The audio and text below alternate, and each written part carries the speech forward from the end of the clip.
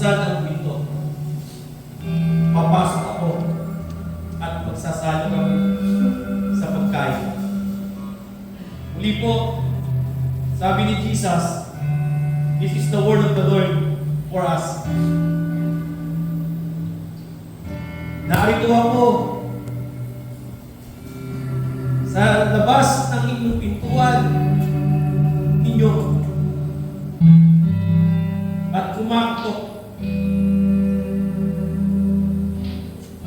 Ako inyong pagbuksan. Kung may makarinig sa akin, ako inyong pagbuksan. Nandito ako, kumakatok sa pintuan ng mga puso ninyo at ako inyong pagbuksan. Sabi ng Lord, papasok ako at magsasalo kami sa pagkain. Ito po yung invitation ng Lord at pangako niya. Siya po ay inyong pagbubuksan sa pintuan ng inyong mga puso. Buksan ninyo at siya po ay inyong papasukin. Hallelujah. Let's pray. Panginoon, oras na ito, alam po namin na nandyan ka sa labas ng pintuan namin. Yung mga puso. At kumakatok ka. Sabi nga namin, Lord, bakit sarado ba? Oo, sarado. Asara na. Lord, dalangin ko. Dalangin namin lahat. Ang aming naging matigasing mga puso. Naging matigas namin mga damdamin. Ang aming nagiging comfortable na kami sa aming mga buhay. Okay lang kami sa ganitong kalagayan. Panginoon,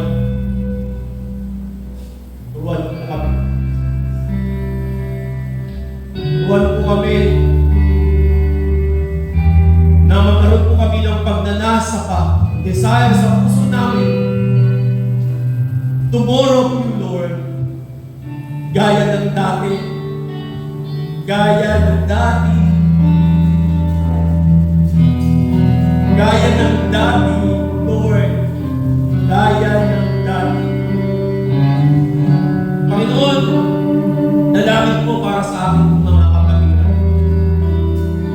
Every one of us. Dalangin po, Panginoon, yung aming narinig na mensahe na ito ay magsilbi sa aming paalala, O Diyos, sa buhay namin na merong dapat mabago at merong dapat mas may improve, Lord, sa aming mga buhay. Ayaw namin, Panginoon, ng lugar. Ayaw namin. I want more of you, Lord. More of you. To be passionate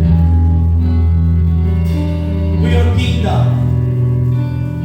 Para sa kapuyan mo, Panginoon Jesus. Hallelujah, hallelujah. Thank you, Jesus. Yan mo, Panginoon, na makita namin lahat ng aming mga sarili na kailangan ka namin. Sabi na, I'm desperate for you, Lord. I won't live without you. I'm after your heart, where you are running. Just one